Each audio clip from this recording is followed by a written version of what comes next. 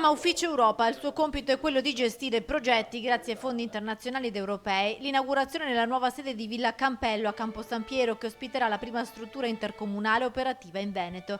I comuni del Campo San Pierese hanno deciso di essere pronti per sfruttare al meglio ogni dettaglio dell'imminente Piano Nazionale di Ripresa e Resilienza. Permetterà a questo territorio di governare un processo molto importante, che è quello appunto della gestione dei fondi europei e nazionali che Stato ed Europa stanno per mettere sul piatto, e quindi come sindaci abbiamo deciso di non farci trovare impreparati a questo grande appuntamento.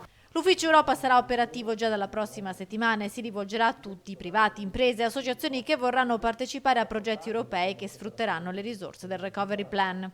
Per reperire finanziamenti ci vogliono prima i progetti, chi fa amministrazione locale lo sa, è fondamentale per questo territorio, un territorio che si fonda sulla piccola e media impresa. Il territorio dell'Alta Padovana, ricco di imprese, vuole ripartire dopo lo stop causato dalla pandemia e anche dalla Regione arriva il sostegno a questo ufficio. L'obiettivo di spenderli entro il 2026, che è l'obiettivo che ci ha fissato l'Europa, oltre al fatto che adesso abbiamo il nuovo obiettivo della semplificazione delle norme, verso il quale il governo si è già messo in movimento e verso cui anche la Regione guarderà nei prossimi mesi per lo snellimento delle norme regionali.